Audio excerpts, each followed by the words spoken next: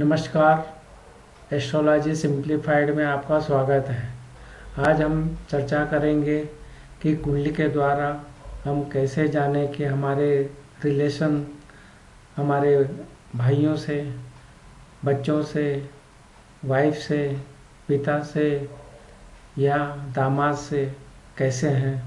ये किस तरह से हम कुंडली देख के जान सकते हैं। इसके लिए हमें कुंडली के विश्लेषण में थर्ड हाउस, जो कि छोटे भाई बहन का है, तो थर्ड हाउस देखना पड़ेगा। थर्ड हाउस के लॉर्ड को देखना पड़ेगा, उसके कारक मंगल को देखना पड़ेगा।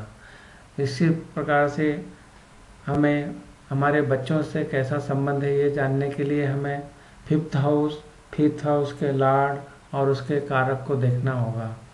इसी तरह से हमारे पिता से कैसे संबंध है, इसके लिए आपको कुंडली का नवम भाव का लॉर्ड, उसका कारक को देखना चाहिए। इसी क्रम में हम आगे जाएंगे।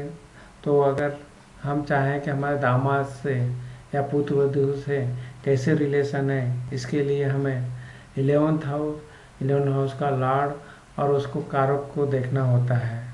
इस तरह से हमने जाना कि कुंडली में अगर ये जो भाव बताए हैं वो शुभ प्रभाव में है और वहाँ पे उच्च के ग्रह बैठे हैं, 100 राशि के ग्रह बैठे हैं और षडबल में उनकी पोजीशन अच्छी है, लग्न में लग्नेश मजबूत स्थिति में है, तो हमें ये रिलेशंस अच्छे चलते हैं। अगर ये रिलेशन पर हम आगे देखेंगे कि अगर इन्हीं भावों पर जो बताया गया उन पर अगर पाप ग्रहों का प्रभाव है और वही ग्रह अगर नीच राशि में है, अस्त हैं, तो हमें वो रिलेशंस में प्रॉब्लम आती है।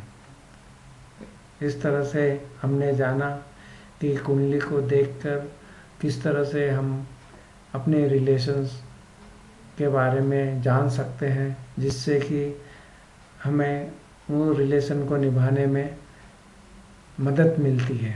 धन्यवाद।